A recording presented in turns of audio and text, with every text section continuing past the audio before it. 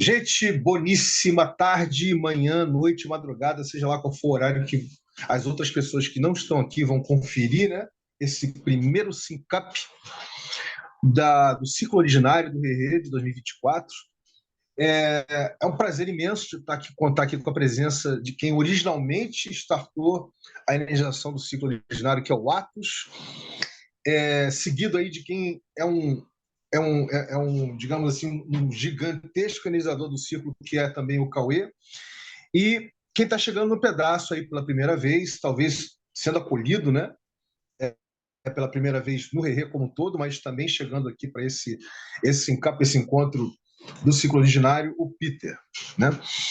Então, galera, é o seguinte, a gente tem muita coisa para conversar. O ano começou, para variar, né, na América do Sul, debaixo da linha do Equador. Aqui no Brasil, o ano sempre começa quente, muito quente, e esse ano está quente pra caramba, mas também começa muito intenso, né? A gente teve um 2023 assim incrível, nós já conversamos inúmeras vezes sobre como o 2023 foi incrível, né? Para a expansão orgânica do Rerê, do recursos gerativos, desse primeiro protocolo cultural Web3 gerativo que se tem notícia. E hoje a gente está retomando, né, a iniciação do ciclo originário, né? E evidentemente que o que nós já temos no horizonte agora para janeiro, para fevereiro, para março, já vai nos deixar bastante ocupados, né? A gente já finalizou 2023, né, com algumas coisas já transbordando para 2024, né? Não preciso, daqui a pouco a gente vai falar sobre isso. E tirando isso, tem novidades. Quer dizer, eu vou estar compartilhando algumas novidades bacanas aqui hoje, com relação ao Rerê, evidentemente, mas em especial com relação à dinâmica do ciclo originário. Dito isso, vamos começar aí pelo nosso check-in, né? Nosso famoso check-in, para sentir como é que cada um está chegando, a energia, fora o calor, evidentemente, se você estiver aqui pelo Brasil, de uma forma geral. E na sequência, a gente já engata a nossa exploração de hoje aqui. A nossa primeira exploração do ciclo originário de 2024. Então eu passo aí para o Atos. Atos, querido, como é que você está chegando? Chego bem, boa tarde, obrigado, Vini. Chego bem, chego animado. Esse novo início de ano aí, um novo ciclo. E bora, sem mais delongas, passo para o Peter, que está chegando agora.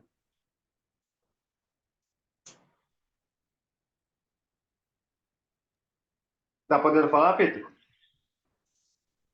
Não sei se você está falando, mas a gente não te escuta. Pode ser também. Eu acho que... Tá, passo para o Cauê, então, enquanto ele se organiza lá no som.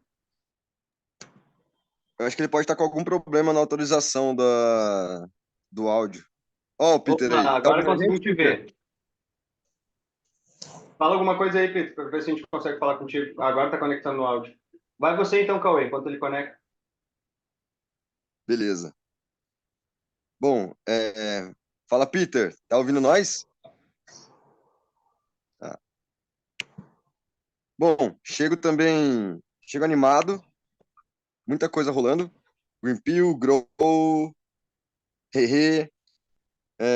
Tem toda a parte da dinâmica da vida real também, que eu estou registrando aqui as atividades que estão rolando no meu bairro.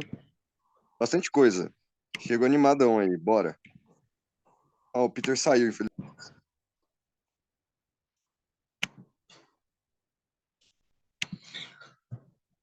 Bem, vamos nessa, cara. Vamos ver se ele volta. Ele voltando, a gente abre um espaço, obviamente, para ele, né, fazer um check-in e a gente dá aquela acolhida bacana com ele. Tá bom? Bem, galera, vamos lá. Eu tô. Uma das primeiras coisas que eu acho que tem a ver com uma das principais dinâmicas que nós startamos já no finalzinho, né, de 2023, que foi o movimento de contração, né, que foi e vem sendo o metamapeamento, né, do Rerê. Eu queria fazer um update com relação a isso. Eu acho que é importante a gente conversar um pouquinho sobre o metamapeamento. Na sequência, eu quero falar um pouquinho sobre o que nós temos em tela, tá? O que nós temos em tela aí para janeiro e fevereiro. Eu acho que, tanto você, Cauê, quanto o Atos sabem exatamente o que nós vamos conversar nesse sentido. E novidades, algumas novidades aí que eu quero compartilhar. Então, mais ou menos essa sequência aí, metamapeamento, né, o que está em tela para janeiro e fevereiro, tá? E novidades, tá bom? Novidades e atualizações, tem algumas atualizações para fazer, correto? Mas antes de eu fazer esse mergulho, vamos. Eu acho que eu estou recordado da sua expressão, do seu rosto, Peter. Você chegou no SINCAP geral do Rerê, não chegou? Cheguei, cheguei e tive que sair correndo, tal, mas hoje eu estou com tempo para ficar aqui e a gente conversar melhor um pouco, né? Pô, cara, eu me lembro de. O seu rosto me é familiar. Assim que você ligou, você, cara, eu acho que ele chegou no SINCAP geral do Rerê. Então, bacana, cara, seja bem-vindo, tá? Sim. Então, vamos fazer o seguinte: eu tinha falado que eu ia primeiro aqui abrir os trabalhos, né? Falando de uma das explorações do Rerê, que é o metamapeamento, quer dizer, o mapeamento do próprio Rerê como protocolo cultural Web3 gerativo. Na sequência, ia falar das coisas que estão em tela agora para janeiro e fevereiro, etc. E depois falar das novidades e algumas atualizações. Mas, como se eu começar a fazer isso, você pode literalmente boiar, e a ideia não é essa, né? Embora sempre bom a gente dar uma boiadinha de vez em quando aqui e ali.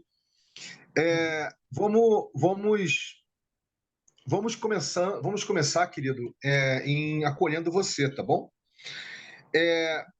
Eu vou fazer o seguinte: em vez de eu iniciar esse acolhimento, vamos começar aí pelo Cauê, depois a gente ouve o Atos e aí finaliza comigo, pode ser?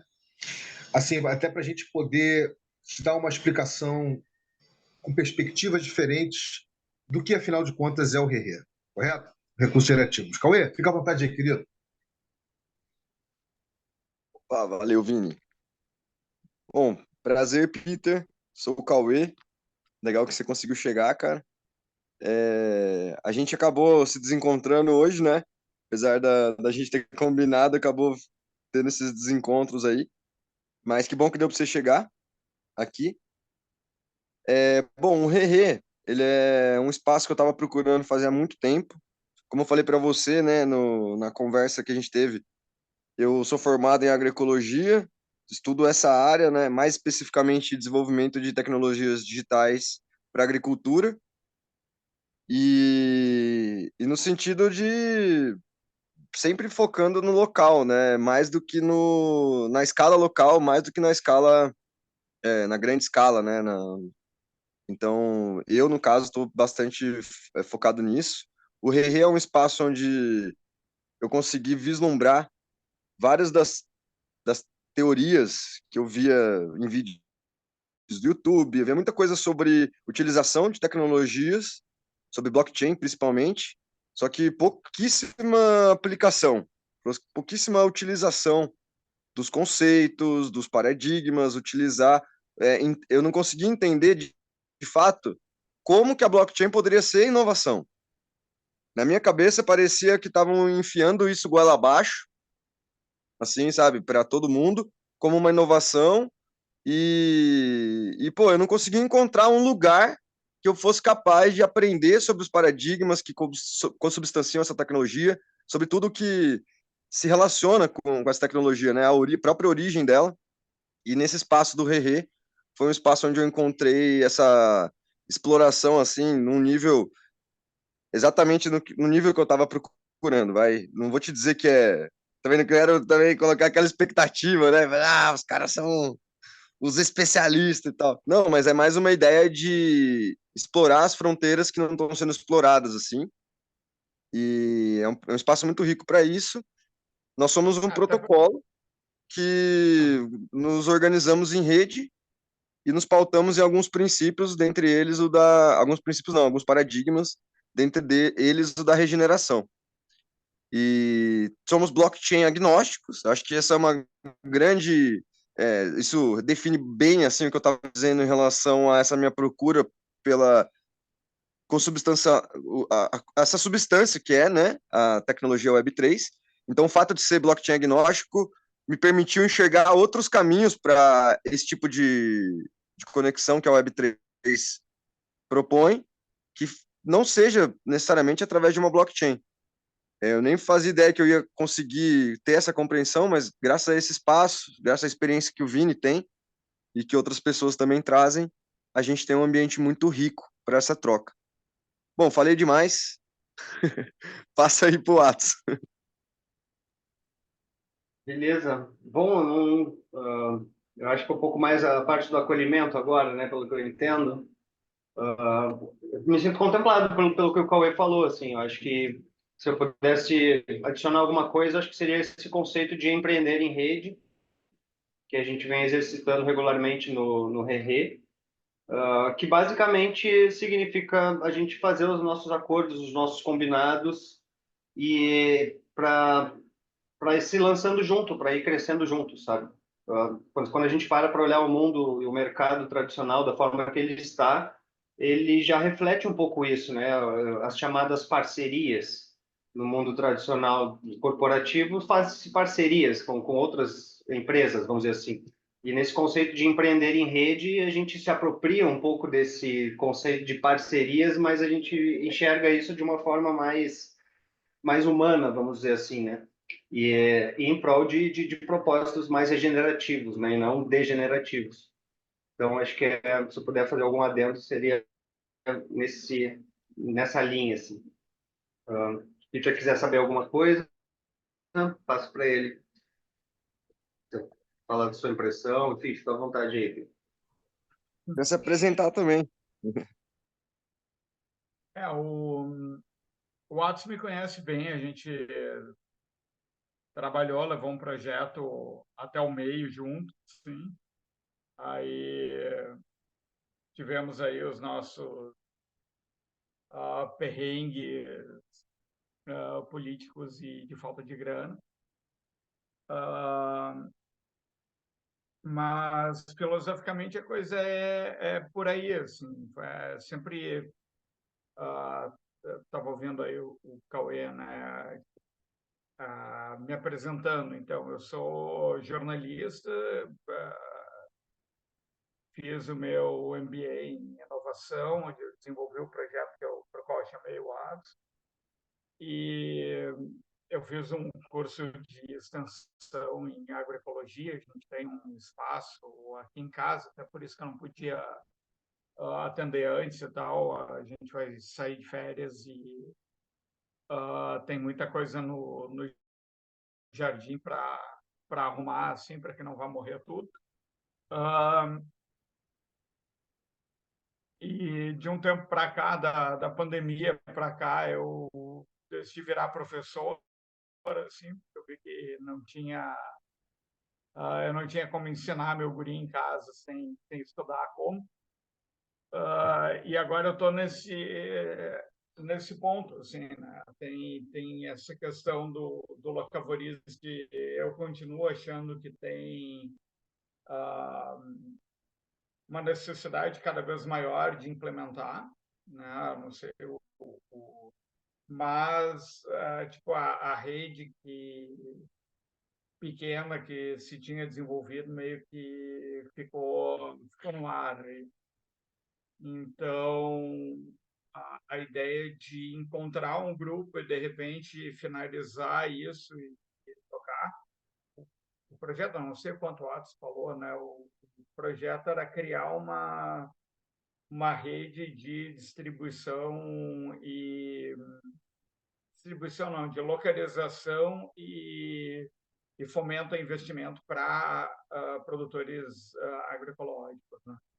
Então, fazer um sistema de distribuição direta para aplicativo e tal. A gente falava no uso de blockchain já na época, em 2018, 2019, mas aí, né, sem querer puxar para a política, mas puxando, a gente foi governado por um bando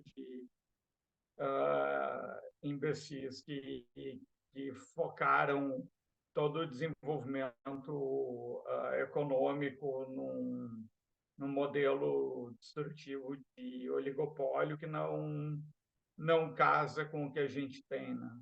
E aí tentar convencer o pessoal, principalmente aqui no Rio Grande do Sul, que é mais lucrativo a médio e longo prazo fazer uma produção que seja sustentável dentro daquele contexto social e político que a gente estava até o fim do ano passado, era impossível, né? Então, agora eu acho que é o momento de repente, a gente começar a repensar isso, e é legal ver as outras perspectivas que estão acontecendo por aí, nem que seja para só emprestar um pouco do que eu aprendi aí, para dar uma mão no projeto dos outros, ou qualquer coisa. Então, tipo, estou aí para trocar ideias e ajudar no que eu puder, e ver onde é que, de repente, aquilo que eu já estudei para esse projeto, se a gente não for tocar esse projeto adiante, eu posso usar para ajudar no projeto dos outros. Que isso é uma coisa que é difícil de explicar para família tradicional brasileira, né? Mas me importa mais ver as coisas que podem nos levar para um modelo mais sustentável de economia e natureza, do que assinar ali que tipo, fui eu que tive a ideia. Estava vendo uma entrevista com um cara que trabalhou com o Elon Musk, e dizia bem isso, assim, tipo, o Elon, tipo, ele quer ajudar o mundo, ele quer mudar o mundo para melhor e tal, desde que todo mundo saiba que foi ele que fez, né? E esse problema do ego aí é que às vezes atravanca muito do desenvolvimento que a gente vê, né? E, tipo, tu vê o troço trancando, e tu vai olhar e é alguém trancando por ego e não por objetivo, né? Por ter uma ideia melhor. Mas é isso, assim. Então, tipo, eu fiquei curioso, o Atos vem falando, e eu não estava conseguindo agendar um horário aí para participar, mas agora eu estou cada vez mais curioso para ver no que isso vai dar, então estou aí para isso. Bacana. Obrigado, Peter. Primeiro, por você estar aqui com a gente, né? Segundo, por ter compartilhado aí a sua exploração, o seu entendimento, a sua exploração, o que você está enxergando como importante, como interessante, como significativo, né, nesse mundo que a gente está vivendo, né? Nesse mundo em colapso que a gente está vivendo. Bem, é o seguinte, o Rê, ele é fruto, como boa parte daquelas coisas que fazem sentido para a vida de cada um de nós, ele é fruto de uma visão de mundo, né? Mas não uma visão de mundo, de múltiplas visões de mundo que entendem que a gente pode existir como espécie, como sociedade, de uma forma diferente, ou de formas diferentes dessa forma massiva atual que nós vivemos. Essa forma global, essa forma macroeconômica, essa forma macropolítica com as suas geopolíticas, essa forma onde a gente gasta, a gente criou, quer dizer, nós como espécie, né, criamos um só tipo de recurso para indexar tudo e precificar tudo, né, que é a moeda fiduciária. E aí, aqui, a minha crítica não vai com relação ao conceito de dinheiro, tá? A minha crítica vai com relação ao tipo do dinheiro que a moeda fiduciária É o que é conceito ruim. do dinheiro. Que era uma bronca, a bronca que eu acho que todo mundo aqui tem um pouco com. A gente fala em blockchain, né, e o pessoal fala em moeda virtual, e aí tu olha a moeda virtual nada mais é do que uma versão livre para exploração de uma moeda normal. É uma moeda que hiperinflaciona, e aí tu fica, ela, a maioria das moedas virtuais, isso aí é uma conversa que eu tive com o Watson, a gente tem um paper sobre isso.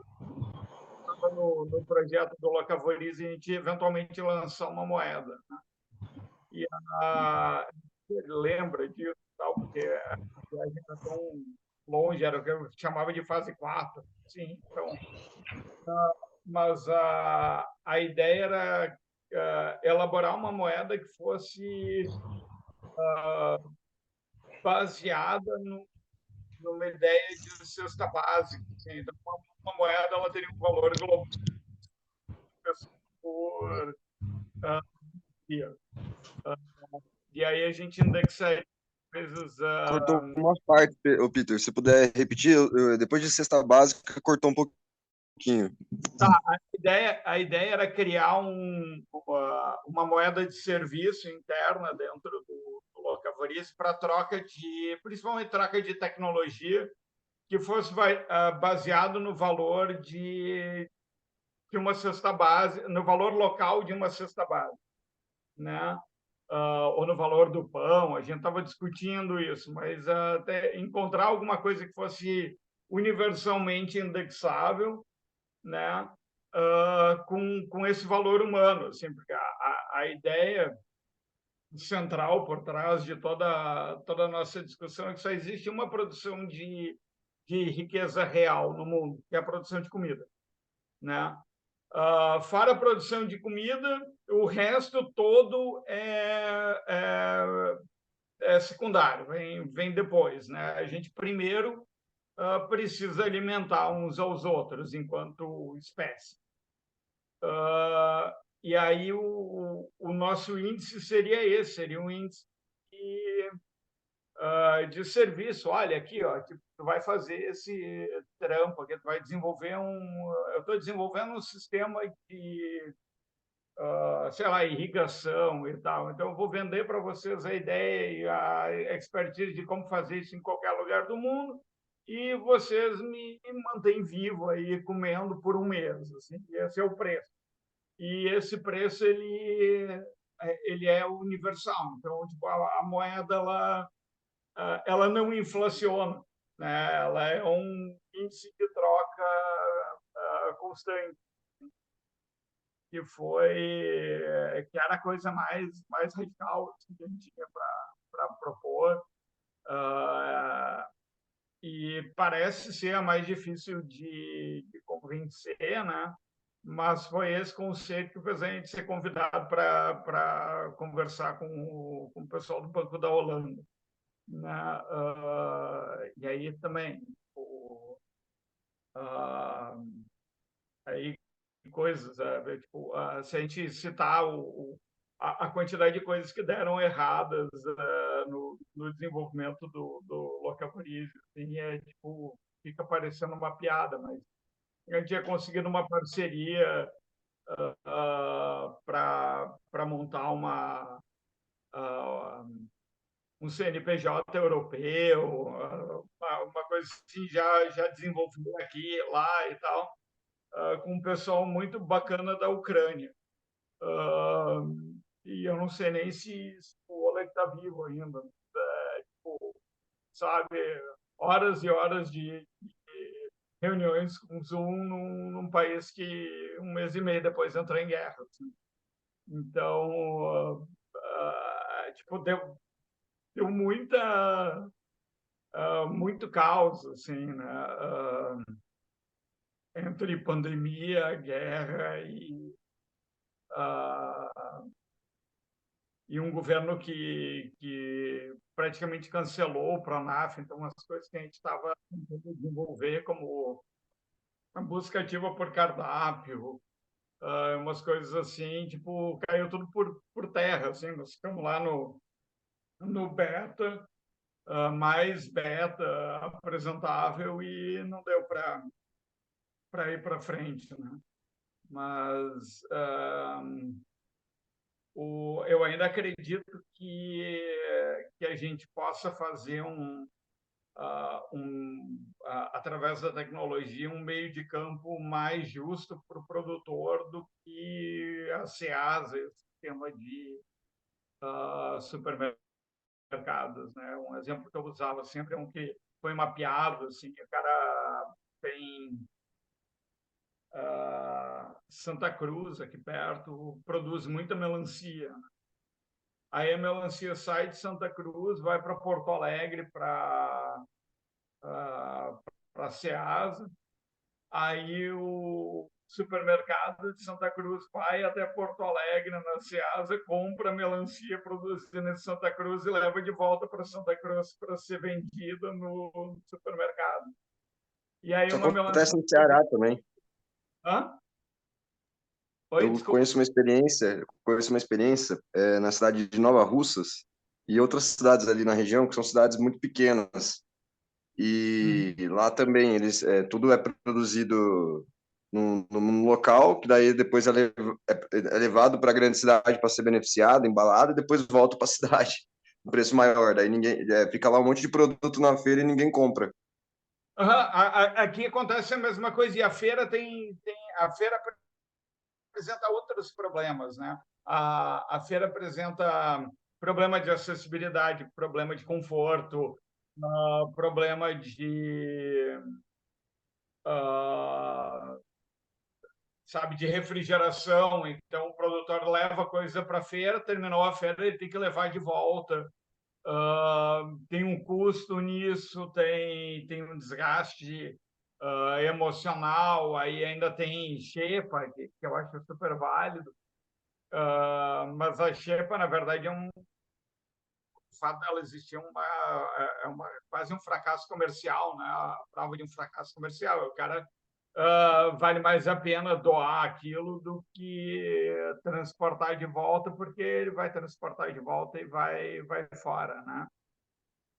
Então, a nossa ideia era ter todo mundo mapeado e poder gerar um cálculo de distância e de quantas vezes, quantos atravessadores iam ter que se meter no meio. Assim, a gente ia tentar, era o nosso uso de blockchain, né? Era tentar manter esse mapa. Assim. Então, quanto mais direta fosse a venda, mais valorizado seria o produto.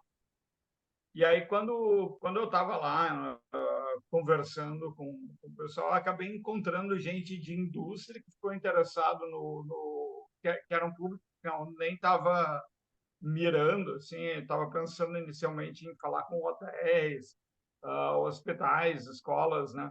Mas o pessoal de indústria também se interessou, porque aí a gente entregaria uma tomada de preço e faria uma negociação pró-produtor, tentando chegar numa equalização de valores. Então, se tem um cara, vamos pegar uma empresa de rações, por exemplo, né? Os caras precisam de, sei lá,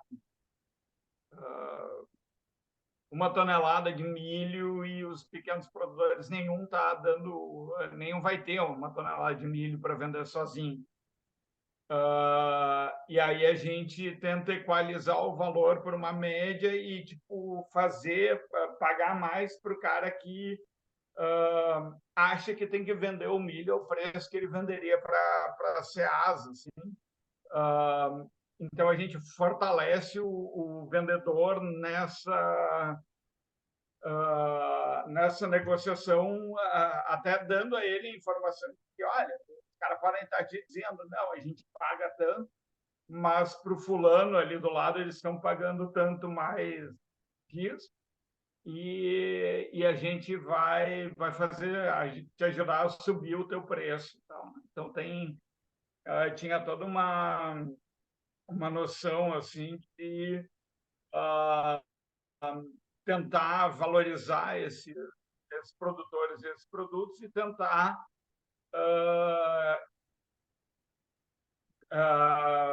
através do lucro, né, e do efeito demonstração, aumentar o número de produtores que adotassem um sistema ecológico, agroflorestal, agroecológico. Tem todo um estudo, isso aí o Paula vai saber melhor que eu, mas, pelo que eu me lembro, tem um tempo de transição aí de 5, 6 anos de prejuízo que o cara vai tomar numa propriedade e até implementar um sistema agroecológico de produção que Não, comece a... Peter, eu acho que eu tenho que te interromper, assim, porque é um tempo muito grande. Eu acho que hoje, assim, a gente tem experiências ali dependendo das condições, eu vou te dar uma problemática, por exemplo. Sistemas, eles usam muita matéria orgânica, certo? Então, se você tem ali um sistema que tem um suporte, às vezes, da própria cidade, que tipo de matéria orgânica a gente está falando? A gente tem um tipo de matéria orgânica que ela decompõe mais rápido e uma de matéria orgânica que pode ser lignificada, madeira. Então, eu percebo que várias iniciativas que têm parceria com as prefeituras e conseguem esses restos de poda da cidade, de galhada, sabe? O quanto mais isso for organizado, maior é o tempo de retorno, menor é o tempo de retorno do investimento em um sistema como esse. Então, se a pessoa ela pode só colocar os sistemas de horta sem precisar se preocupar em colocar uma fonte de matéria orgânica, ela tem 2 vezes, ela aumenta em 3 vezes o retorno que ela pode ter em um ano. Eu Que tô daí ela não vai ligado. precisar se preocupar com a matéria orgânica. Só uma problemática. A gente tem experiências aqui que provam isso, assim. Mas é aquela coisa, tipo, tu vai falar para alguém, eu prefiro dar uma perspectiva, digamos assim, pessimista, para que quando ele começar a ter lucro dali a 2, 3 anos, ele fique feliz, entendeu? Do que eu prometer, não, daqui a 2 anos, tipo, todo investimento de conversão aqui, porque a gente está falando em conversão, né? De pegar uma área que era produção tradicional para converter num projeto de produção agroecológica, né? E às vezes isso se encontra outras resistências, inclusive generacionais e de cultura e de burrice mesmo, assim. Que é uma coisa que acabou acontecendo da gente estudar depois, assim, aqui em casa. O WhatsApp, a minha mulher é psiquiatra, então a gente vem estudando a neurodivergência e a questão de TDAH e espectro autista e superdotação, que são todos sintomas do mesmo problema, assim, da mesma alteração neurológica, né? Sintomas diferentes da mesma causa. E a gente, quanto mais estuda, mais percebe que uma barreira que se enfrenta muito é o fato de que os outros 80% da população, os chamados normais, a maioria deles, depois dos 25 anos, não aprende mais nada. Tá? Não todos, né? Mas o grosso da população normal, depois que é feita a poda neuronal entre os 25, 26, 24 anos, por aí, eles perdem muito da plasticidade necessária para mudar de ideia. Então, o cara realmente ele fisicamente não consegue entender que tu está sendo para ele que desse outro jeito vai ser melhor, a não ser que ele veja muita gente trocando aquilo lá, tá? E fazendo. E aí, no efeito demonstração, isso fica mais demorado, né? Mas Peter, é, se me- por esse lado, Peter, mas acabo levando, porque tá na boca aí. Fala. o Atos tinha levantado a mão digital dele há um tempinho atrás. Atos, fica à vontade aí, querido. Obrigado, Vini. Não, era mais para o Peter falar um pouco, cara, porque eu, como conheço, sei, mas acho que seria legal ele compartilhar com o pessoal, até porque isso aqui está sendo gravado, outras pessoas podem ver depois, que é o espaço que ele tem, que é o Gastroterapia. Falar um pouco sobre isso também, que tem tudo a ver também, com toda a dinâmica. Então, Sim, a gente até vai, meio que parou o projeto também na pandemia, mas como eu falava, minha mulher é psiquiatra e chefe de cozinha, né? E a gente é agricultor urbano, a gente fez uma formação em agroecologia uns anos atrás. E a ideia da gastroterapia é essa, tipo, ela desenvolveu, mais que eu, assim, toda uma linha de pesquisa do quanto o contato com a natureza e com uma gastronomia de raiz, assim, de qualidade, mas de raiz, né? No sentido bem literal, porque quando a gente faz os eventos, a gente sai e colhe os alimentos que a gente vai cozinhar.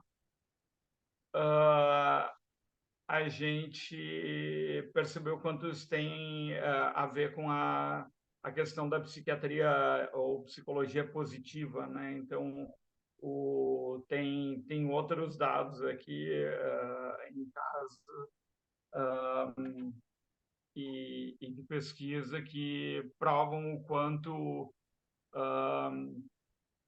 o contato próximo com o processo de produção do alimento, né? Quanto mais próximo ele for, mesmo que seja colher para cozinhar, ele já implica numa melhora de saúde mental, um aumento de resiliência nas pessoas. E uma intervenção chega a durar 1 mês, 2 de tratamento preventivo contra a ansiedade, depressão. A gente tem uma amiga nossa que vinha seguido, que é executiva numa empresa de papéis e tal. Ela disse que cada vez que ela vem, 2 meses que ela fica sem mandar o patrão dela longe, o chefe dela longe. Mas na verdade, a gente, todas as coisas que se debate, se produz aqui em casa, que é uma coisa meio maluca, elas voltam para o mesmo ponto, né? A gente tem provas clínicas do quanto o retorno à natureza tem benefícios sociais e cognitivos e na saúde mental em geral. O que leva a uma outra coisa que a gente conversava muito, né, que eu tenho essa visão de futuro, que no futuro todo mundo vai trabalhar meio turno se a gente quiser sobreviver, né, meio turno como num trabalho intelectual qualquer, como esse que a gente está fazendo agora, ou dar aula, ou ser médico, ou qualquer outra coisa, e meio turno na produção, beneficiamento e preparo de alimentos para si e para os outros, né? Então, a gente... o locavorismo tinha um pouco disso, e a agroecologia tem isso, o movimento de agricultura urbana e hortas comunitárias tem um pouco disso, que é essa noção de que a gente... a separação entre urbano e rural, ela vai acabar, ela precisa acabar. Então, a gente vê lugares assim, a Singapura tem esse projeto que cada prédio novo tem que reflorestar o dobro da área que ele ocupa, né? Então, os caras acabam criando aquelas florestas verticais nos prédios, o cara desmata um pedaço para colocar um edifício, faz um teto verde e um jardim e uma praça suspensa para compensar a quantidade de área de solo que ele desocupou, né? E esse tipo de projeto, assim, fazendo em rooftop,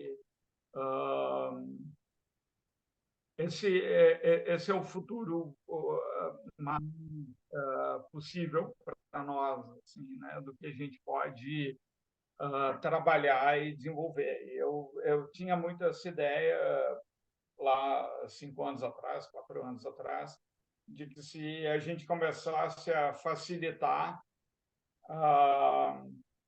como rede, né, divulgar todos esses projetos juntos no mesmo lugar e permitir que cada um que viajasse tivesse como descobrir rapidinho onde é que estão desenvolvendo na sua cidade uma coisa parecida que, de novo, a gente ia facilitar a troca de ideias, sem ficar essa coisa pulverizada. Tem a gasterapia e o pessoal lá em Teutônia, aí tem uma turma em São Paulo e parece que tem uma turma no interior do Rio. E aí, tipo, sabe, a gente passa tanto tempo cavocando para encontrar outros projetos que são filosoficamente parecidos com o nosso.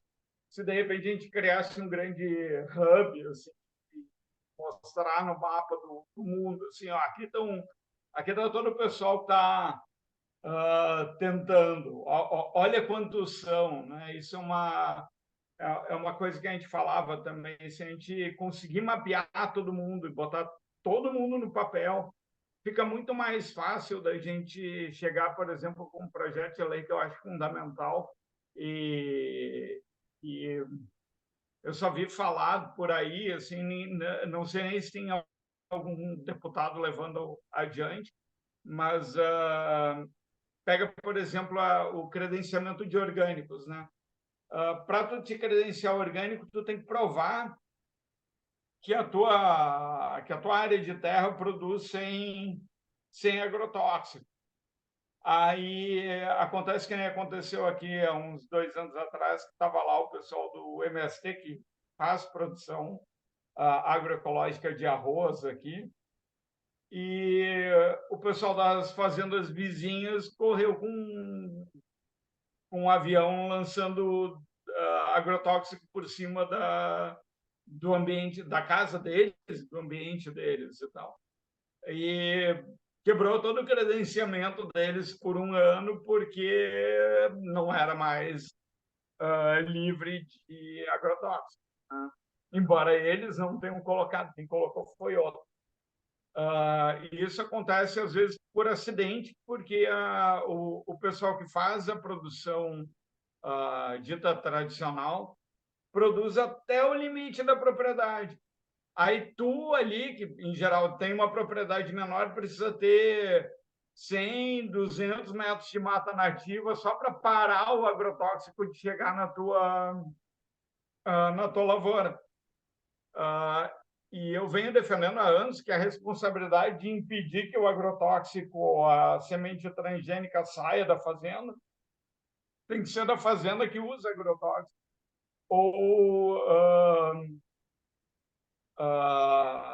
Ou semente geneticamente alterada, com né, copyright. Aqui no Brasil até não tanto, porque a Embrapa ainda defende o pessoal, mas nos Estados Unidos os caras vivem perdendo fazenda, porque de repente o milho deles é o milho da Monsanto. Sabe? Eles não compraram da Monsanto, mas eles estão vendendo o milho com gene da Monsanto, e aí os caras vêm em cima deles cobrar royalty de uma coisa que eles nem compraram. Né? A responsabilidade por não poluir tem que ser de quem usa o poluente, não de quem está do outro lado lá tentando se defender. Eu vi que Vamos, fala, deixa até eu respirar um pouco, porque isso mexe comigo. Mas, de novo, se a gente mapeia todo mundo, sabe? Imagina chegar lá com um projeto de lei, esse projeto de lei vai afetar 84 milhões de pessoas, assim, sabe? 30 e não sei quantos milhões de famílias são pequenos produtores orgânicos que precisam dessa defesa porque eles não têm aí 1 milhão de hectares, sabe? Eu vou mais longe, né? Eu acho que, tipo, se a tua fazenda faz limite com uma reserva indígena, morrer um índio, tu tem que perder a fazenda para o índio, para a reserva. Ela tem que virar todos ao redor tem que virar reserva e perder uma parte do território. Mas esse é um projeto de lei ainda mais difícil de aplicar, né? Agora, esse da responsabilidade sobre a contaminação cruzada, isso aí é relativamente simples de propor, mas a gente tem que chegar com números. E se a gente não mapeia, nós não temos números. Aí fica todo mundo, cada grupinho, sabe, cada aldeia indígena, cada um, tipo, cada movimento. E aí tem um problema né, de recepção, por exemplo, do MST, que seria um ótimo parceiro, mas tu chega falando que é MST, é que nem tu tatuar uma foice e um martelo na testa. Assim, tem gente que já nem disputa mais, né? E tem pequeno produtor que não disputa Peter, mais. Gente que podia estar Peter, junto, não tá, desculpa, pode falar. Peter, não, eu acho importante você entender que existe um espaço de pessoas que estão dispostas a fazer uma escuta empática, uma escuta ativa, realmente escutar, né? É porque a gente está numa sociedade totalmente baseada na no monólogo. Assim, todo mundo fica monologando uns com os outros, ninguém para escutar ninguém, né? Então isso já é um sintoma do quão doentes nossas sociedades estão, né? A gente cadê o espaço para a gente dialogar, para a gente interagir, para a gente ouvir? Não existe. Então, quando eu toquei sem querer, quando eu pincei, né, eu toquei sem querer um nervo com relação à questão de moeda, dinheiro, é como se eu tivesse tocado no fio de 220, né? Um nervo que estava ali pinçado, estava tenso, e você saiu descarregando. Isso é normal. Quer dizer, é normal. Adorei, Isso é adorei. humano. Isso é humano, né? E, e, é, e é isso. A gente aqui também, a gente sempre coloca um horizonte de coisas que a gente quer conversar, mas a gente não estabelece propriamente uma pauta, uma agenda. A gente vai no fluxo interacional, entendeu? Da escuta aqui e de quem está com uma necessidade maior de se manifestar ou de colocar para fora. E de tudo que você colocou aí, caramba, dá para. Eu tenho certeza que tanto o Atos quanto o Cauê devem estar pensando a mesma coisa que eu estou pensando. Tudo que você. Aonde você esbarrou, nos lugares que você foi esbarrando, né? Seja na dissonância cognitiva, seja no modo gerante do mercado, digamos assim, de alimentos, né? E seja das forças titânicas por trás, né? Da macroeconomia ou da geopolítica, etc. Tudo isso sufoca a possibilidade de a criação de qualquer inovação, né? Tudo isso provoca de qualquer disrupção. Disrupção nem se fala. Inovação, a única inovação permitida, Peter, é a inovação incremental, não a inovação disruptiva. Porque inovação incremental, você só melhora a vitrine. Você bota uma vitrine nova, você sabe, cria uns mecanismos ou uma ferramentazinha nova que vai agregar mais alguma coisa, que vai performar um pouquinho melhor, etc. E isso é vendido como inovação. A chamada inovação é uma inovação, mas é uma inovação meramente incremental, não disruptiva, né? Então você não tem espaço para isso. E é Todo nesse mundo sentido. disrupção disruptiva, né? Mas aí tu apresenta um projeto de disrupção e tipo, não, mas é que não muito. Eu sei, eu tô ligado. Mas é exatamente isso, cara. A questão toda é que não dá para a gente operar no plano macro. Você só consegue operar no plano macro se você está em alguma instituição, organização, no macro, que possui capacidade de agenciamento. Se, por exemplo, um governo, se você está à frente de um governo estadual, municipal, você tem alguma capacidade de agenciamento político e econômico. Se você está à frente, você é CEO, presidente de uma organização, você tem alguma capacidade de agenciamento econômico, institucional, político. Né? Então, nós setamos as sociedades, e essas sociedades que nós setamos, que viraram uma sociedade globalizadas, massivamente globalizadas, elas nos sequestraram a nossa capacidade de agenciamento.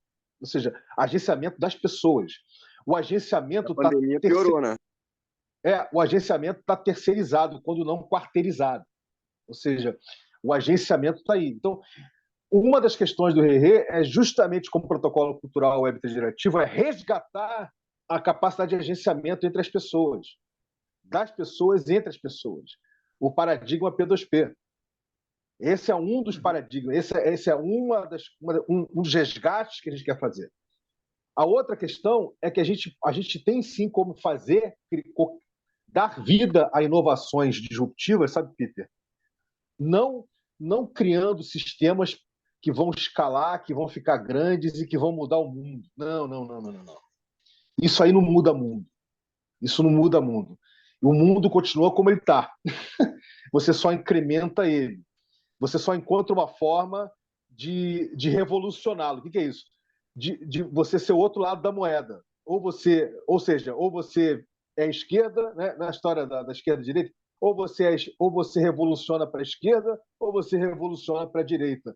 Ou é positivo, ou é negativo, porque essa realidade sistêmica macro que está aí, ela é binária, ela é essencialmente binária, né? Ou seja, ou é preto ou é branco. Não tem 50 tons de cinza, entendeu? Embora a nossa espécie é feita à base de... Reforma tributária é um grande exemplo disso. Não existe com reforma certeza. tributária para apenas uns. Quando a gente fala sobre reforma tributária na comunicação comum, assim, né, na esfera publicitária comum que todo mundo acessa, a gente acaba esbarrando nessa trave que eu sou de esquerda, assim, me defino mais de esquerda nesse sentido, mas que a direita coloca, sabe? Uma narrativa onde, quando você fala de reforma tributária, você não consegue chegar no ponto onde você vai falar reforma tributária negativa para um e positiva para outro. Você não consegue aprofundar, porque barra nessa primeira camada ali, né? E o Peter está sabendo disso tudo, de forma gástrica, inclusive. Sim, eu Né? imagino. É a profissão dele. E eu falava antes, tem um grupo de pessoas que simplesmente não tem a capacidade cognitiva de trocar de ideia. Tá? E aí a gente esbarra nessa leitura preconceituosa, no sentido bem literal de preconceito. Assim, o cara já tem, ele acha que ele sabe o que é. Então, se, por exemplo, tu fala, é uma coisa que eu brincava muito e falo muito na vida, assim, eu comentava isso com o Atos. Eu me identifico com a esquerda, no ponto macro, assim. E aí, uma das coisas que eu sempre comento é que às vezes, a gente tem que encontrar um jeito de apresentar essas ideias com argumentos da direita, com a linguagem da direita, porque se tu usar uma linguagem da esquerda, os caras já param de escutar. E, às vezes, para falar com o pessoal da esquerda, a mesma coisa. Assim, tu precisa apresentar uma questão qualquer que venha do outro lado, assim, mas que, de repente, poderia ajudar, tu tem que apresentar com uma linguagem. E aí acaba sendo uma comunicação super super exaustivo. A própria blockchain, assim, a blockchain ela serve para um monte de coisa, mas a única coisa que a gente vê aí sabe, compra e venda de moeda como uma forma de especulação, né? E, e todo o resto do para que serve uma blockchain acaba esquecido no meio. Assim, tipo, por que a gente está criando essa moeda, sabe? Ela não é só, eu inventei um troço, botei um nome bonitinho e vou tentar vender. A tecnologia existe por um motivo, assim como o dinheiro existe por um motivo, né? Mas eu defendo muito, sim, que a gente se organiza, aí é uma coisa bem estoica, né? Eu quero organizar o meu cantinho, assim, meu grupinho de resistência para sobreviver ao apocalipse. Aí depois a gente vê assim, o quanto esse grupo pode se expandir. Mas o que está dado é isso. Tem coisas que, se tu não toma cuidado, acabam cooptadas da pior forma possível. E aí, sim, aí não tem disrupção real. Aí é só É, uma nova e versão. é isso aí.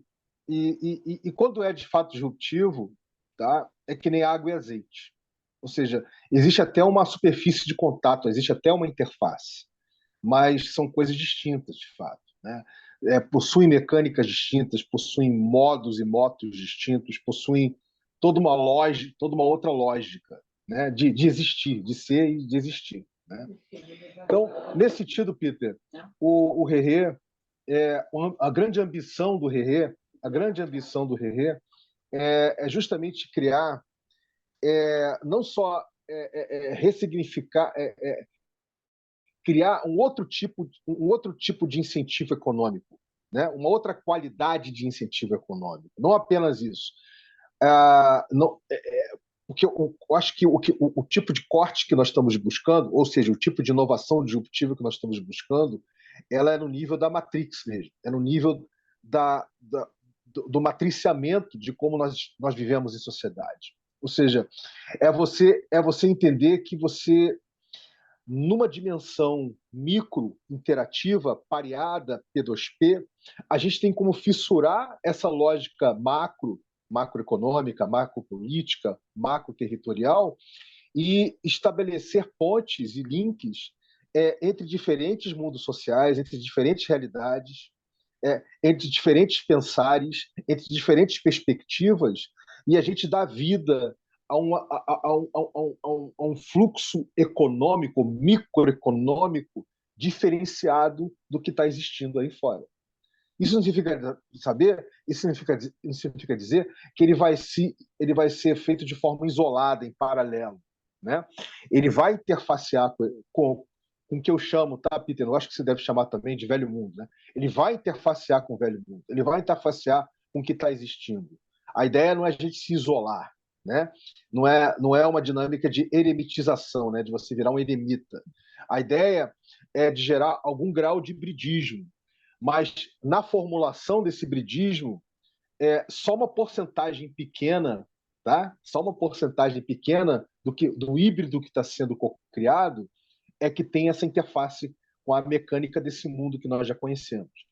Boa parte dele é populado por outras formas da gente se enxergar como espécie, da gente se humanizar, da gente perceber o que é riqueza e gerar riqueza e distribuir essa riqueza. Enfim, porque a lógica que a gente quer operar não é a lógica que hoje opera as sociedades, que é a lógica da escassez artificial. A gente quer operar com a lógica da abundância, da forma como a natureza faz.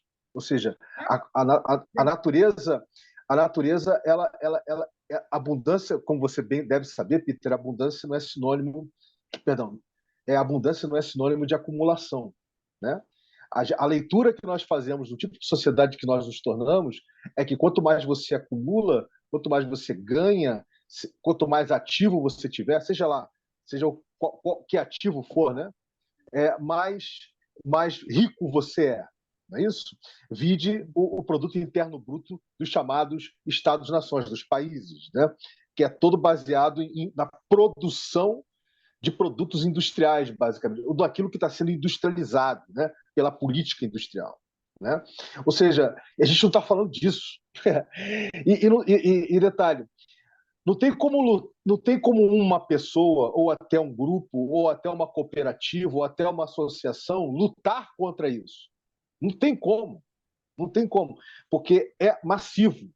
Agora, o que a gente tem como fazer é navegar por entre, fissurar a lógica. E essa navegação, ela vai no grau de abertura, sabe, Peter, de cada pessoa, no grau de abertura de cada projeto.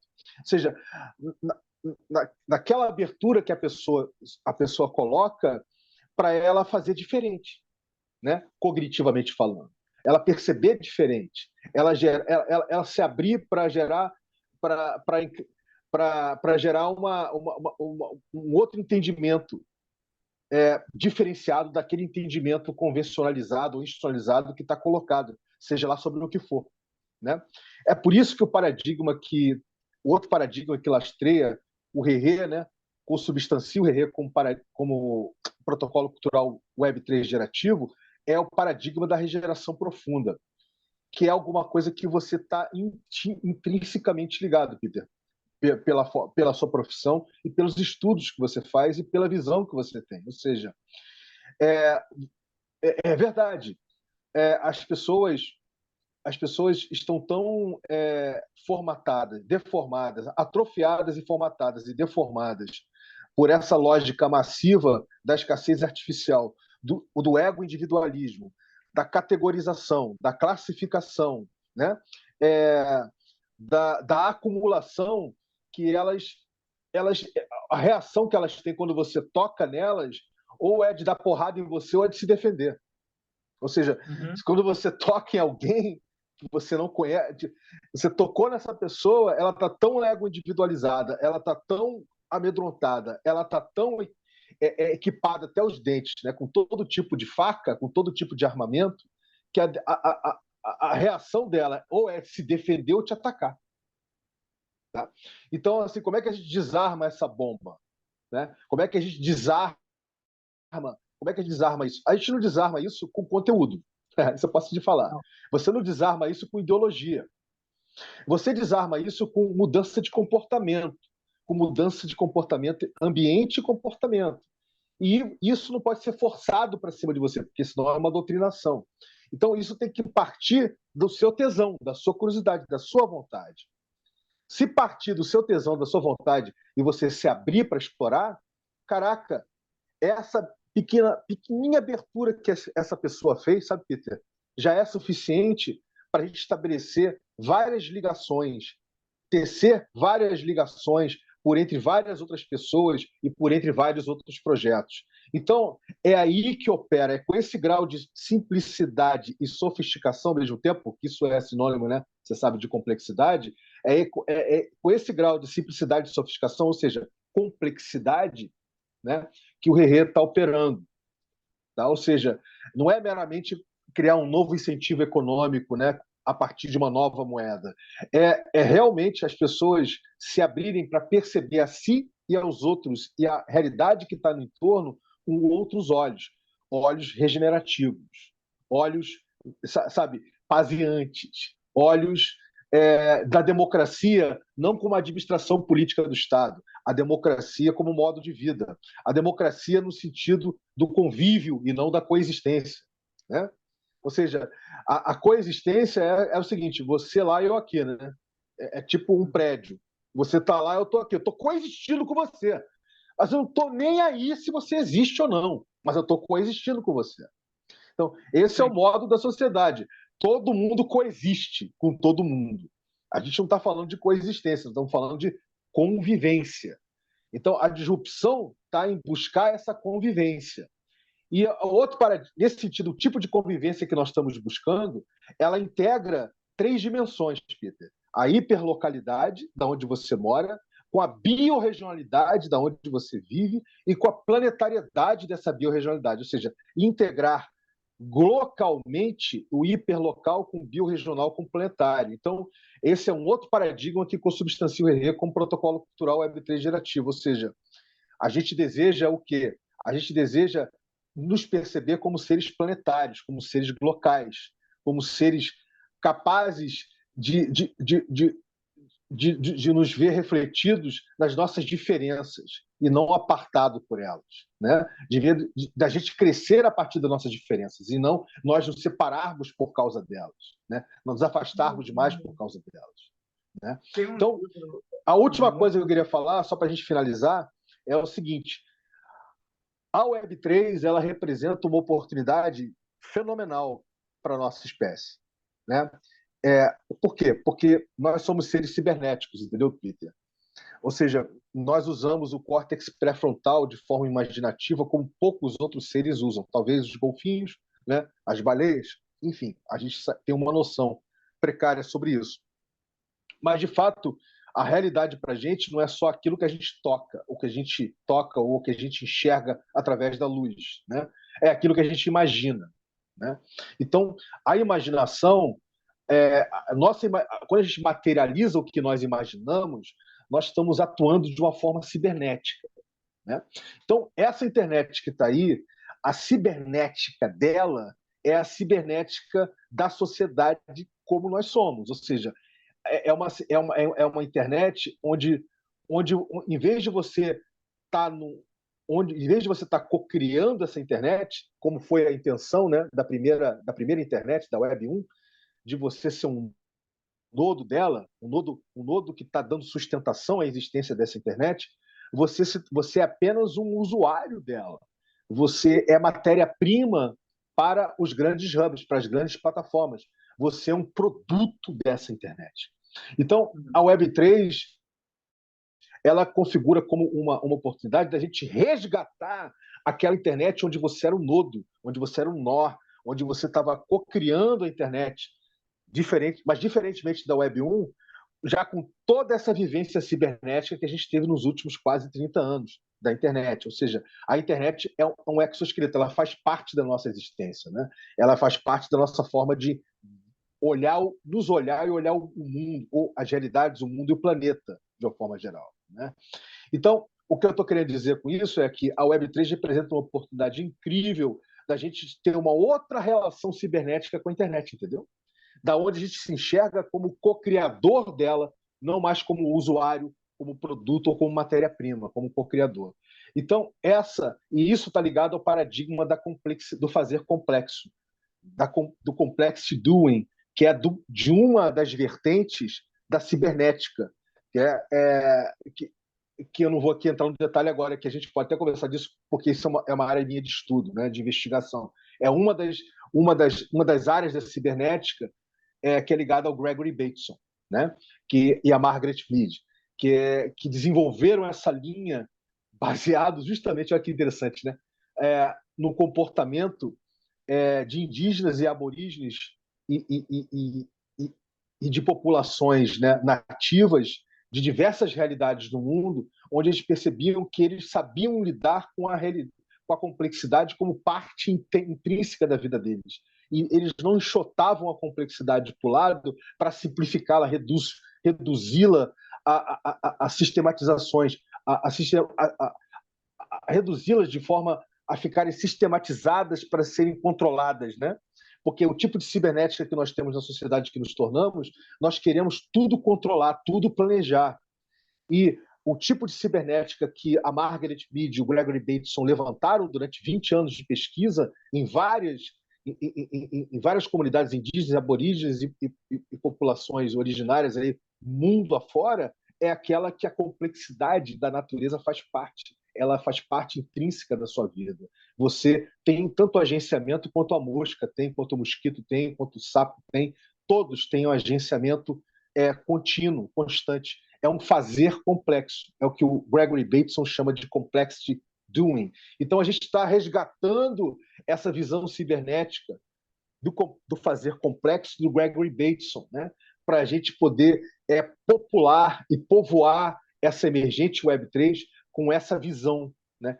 todos esses paradigmas que eu acabei de listar para você, e tudo isso baseado na lógica da abundância. Então é isso, Peter, que eu queria tentar sintetizar. Como eu verifiquei que você está ligado em muitas coisas que muitas pessoas não estão, eu me permiti aprofundar e entrar em algumas coisas que normalmente eu não falo com essas palavras. Eu falo de uma forma um pouquinho mais simples, né? Mas assim, eu achei que seria o caso, né, de acolher você, já dando essa visão mais aprofundada. Não, beleza. Como eu disse, a nerdice é sempre bem-vinda. E isso eu estava antes falando de neurodivergência, é o meu caso. Então, tipo, se eu me empolgar e eu sentir que eu tenho confiança aqui e eu confio no Atos e daí extrapola naturalmente. Assim. Infodumping é uma coisa que pode acontecer com alguma frequência. Meu cérebro sempre foi um turbilhão de hipertexto, assim. Então, tá num lugar onde isso vai provocado, é comum que eu vá para todos os lados. O que é, para alguns, um defeito, para outros, uma qualidade, quando, como qualidade, era o que eu estava comentando. Eu fico à disposição, podem chamar aí, para uma dúvida, eu quiser rebater uma ideia, testar alguma coisa, eu estou com a cabeça sempre pronta para entrar numa conversa com o objetivo não de ganhar, mas de aprender alguma coisa. Que é uma outra bronca dos autistas, né? E do pessoal com TDAH, mas principalmente dos autistas aí, que um autista entra numa discussão para determinar o que é a realidade, né? E o neurotípico entra numa discussão para ganhar. Então, quando tem uma discussão de alguém que quer ganhar a qualquer custo, com uma discussão com uma pessoa que quer entender a qualquer custo e está disposta a achar a compreender que está errado, se os teus argumentos não forem nada além da força, ou do grito, ou do apelo, ou da falácia, essa discussão ela tende a não terminar nunca, até o neurodivergente se tocar que é isso que está acontecendo e dizer, então, sabe, problema teu, porque isso não vai a lugar nenhum.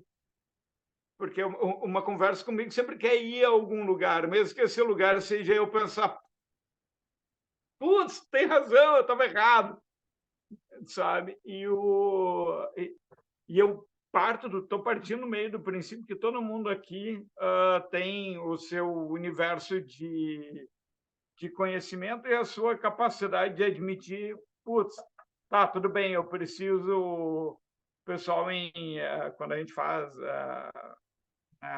do empreendedorismo 3.0, fala em pivotar, aí tu pivota, é isso, né? Tipo, tu percebe que tu estava pensando inicialmente ou não é o todo, ou é uma parte do todo, ou não vai funcionar no momento, ou não vai funcionar a ponto, né? E eu estou sempre disposto a mudar de ideia. Eu só preciso eu só não mudo de ideia na base do grito, assim. O que é uma coisa que eu acho que todo mundo com quem eu converso deve partir do mesmo princípio. Então, não é porque eu estou empolgado e falando alto que necessariamente eu estou com a razão, por mais empolgado que eu esteja. Isso também provar que eu estou errado em alguma coisa, ou que aquilo não dá no momento. Muitas das coisas que que eu vislumbrava e vislumbro ainda como mudanças macro a acontecer, que é uma coisa que uma capacidade minha meio natural, assim, de ver as consequências desdobrando longe. Eu sei que não dá para pegar e sair fazendo agora, entendeu? Mas eu acho que se a gente construir núcleos o suficiente, que a gente eventualmente vai ter uma massa crítica revolucionária nesse sentido, né? Eu estava vendo uma entrevista com o ex-primeiro-ministro, ou ex-ministro da Economia da Grécia, e ele estava falando assim: o capitalismo acabou. Não é todo mundo que sabe, mas o capitalismo acabou. Da mesma forma que se tu tivesse lá no início dos anos 1800, tu ia olhar para todos os lados e ver feudalismo. Ele já tinha acabado, já estava rolando a Revolução Industrial, o poder já estava mudando, não tinha como parar isso. Você está falando do Janus, né? Do Eu acho, Janus. eu vi assim. Janus, e ele fala do técnico-feudalismo, né? Da computação em nuvem. É isso aí. E eu não acho que ele está errado. Eu acho que o medo dele, né, e nosso, é que fica tudo na mão dessas grandes corporações. Mas eu acredito muito no poder da comuna nesse ponto, sabe? E é uma coisa que os grandes donos de redes sociais não se tocaram ainda, eu acho. Ou se tocaram, mas fingem que não vem, entendeu? Eles não conseguem. Basta a gente trocar de rede, sabe? E o poder deles acaba. Então, é uma questão de Eu posso fazer um complemento nesse ponto? uma crítica para um outro sistema. E quando se migrar, se migrou e acabou o poder deles.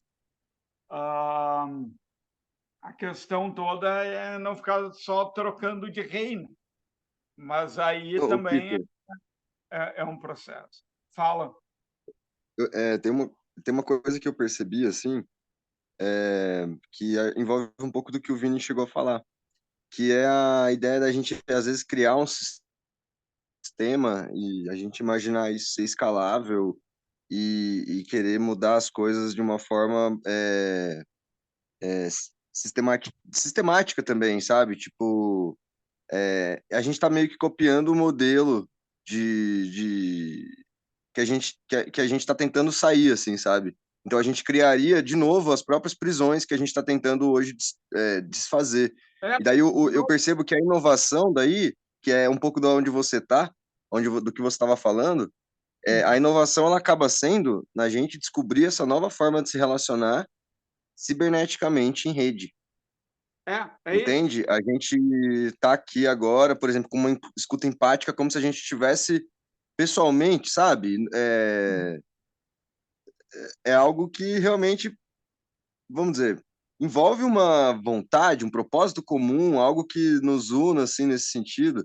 Então, a gente está tentando trabalhar por entre esse espaço, que é o que eu acho que é onde o Vini coloca como por entre, né? Então, a gente proporcionar espaços onde essa interação esteja acontecendo e, vamos dizer, os objetivos vão cada vez mais se afunilando até que a gente tenha um objetivo comum, sabe? É o foco. Eu levantei a mão faz tempo, porque, nossa, esse gatilho que o Vini falou, né, que ele provocou, assim, de você compartilhar com a gente mais ainda da sua experiência e da seu conhecimento sobre o assunto. Pô, eu achei que foi fantástico, cara. Para mim, sabe, eu vi diversas formas da gente estar trabalhando esses objetivos mais gerais e a gente afunilando isso para uma espécie de interface comum, talvez, onde a gente esteja falando a mesma língua, né? Adorei a ideia. Das minhas explorações, eu estava muito próximo de algo parecido, da conversão, né, de cripto, basicamente, com uma cesta de alimentos. A sua ideia de atrelar o index ao preço da cesta básica de cada região, pô, nossa, se encaixa muito bem. Achei isso muito bom, assim. Tem alguns índices que a gente pode estar utilizando como base, por exemplo, o estado de São Paulo tem um índice de vulnerabilidade social. Não sei como Uhum. também é nos outros estados, talvez tenham outros parâmetros. A gente pode estar, esse tipo de dado, eu sei que ele é disponível, né? Então a gente pode estar acessando, assim, se for para um propósito social. Uhum. Cara, existe hoje uma interface que a gente está criando que eu acho que tem mais a ver com esse por entre, na verdade, que é a interface do Zine, que a gente quer lançar pela Greenpeal Brasil, que eu sou fundador, eu e o Diogo. O Atos faz parte também, o Vini também faz parte. A gente está criando a Greenpeal Brasil, que é uma rede global que está exportando infraestrutura digital para o mundo, principalmente para Uhum. projetos relacionados à regeneração, né? Então, tanto de códigos open source, como de que estão atuando diretamente com coleta de lixo ou plantio de mudas, por exemplo. Mas Uhum. isso é uma forma bem simples da gente estar categorizando isso, né? Porque existem diversas conexões entre essas ações ali, né?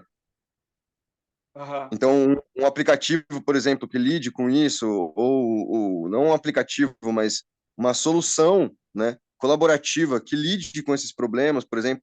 Então, é uma forma de a gente estar movimentando e criando um agenciamento em torno desses propósitos que a gente gostaria de fazer. A gente pode estar participando de rodadas de investimento que ocorrem dentro da rede, diversas coisas. Mas daí, nesse sentido, toda sexta-feira a gente se reúne às 11 horas da manhã e a gente tem discutido bastante sobre o desenvolvimento de aplicações, assim. O Atos tem feito muitas explorações. A gente tem hoje um modelo de contrato inteligente e tal, que se o Atos quiser falar mais, acho que cabe mais a ele falar, assim, que é mais... Ele desenvolveu, assim, eu só fico lá opinando. Mas é mais essa pegada, tipo, hoje eu e o Atos, a gente tem uma capacidade de se agenciar entre nós dois, assim, a gente conhece um pouco um contexto do outro, então a gente consegue distribuir umas tarefas e tal. Então, eu acho que tudo isso sendo criado em toda a rede é o que realmente importa. E hoje a gente tem um projeto da Greenpeal que a gente está criando dentro do Rerê, que é o Zine, que a gente pretende criar um conteúdo sobre finanças regenerativas.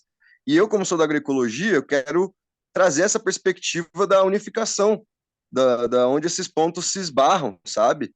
É, Uhum. então, seria muito legal ter sua contribuição na gente elaborando esse zine, criando editorial, sabe? Talvez você tenha muito a contribuir nesse sentido e seria, pô, um prazerzão aprender com você, assim. Ah, legal, Daí, não?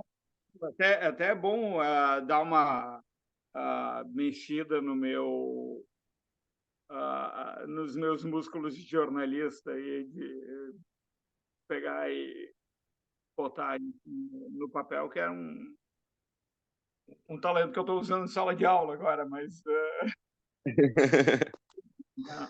não, eu acho que a ideia grande parte do que você falou aqui mesmo. É a gente conseguir, sabe, tá tratando desse assunto de uma forma bem fundamentada, estruturada, sabe? Algo que eu acho que você realmente pode ajudar. Eu É, tenho feito isso, vamos dizer, na, na medida do que eu consigo aprender. Então, eu fui aprender que era uma linha editorial, tipo, há 2 meses. Eu nunca tinha ouvido falar dessa palavra. sim, Então, a gente coisas vive, assim, por exemplo. tem uma série de conceitos que a gente está sempre aprendendo, né?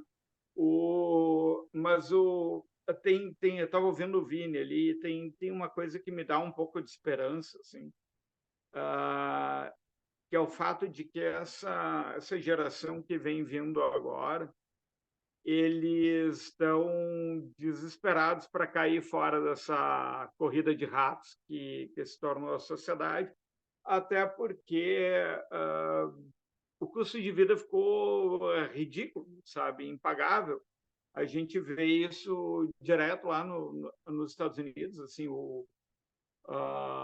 o custo antes para comprar uma casa era, na década de 80, era 20 anos de trabalho, na década de 90 era 30, agora é 60.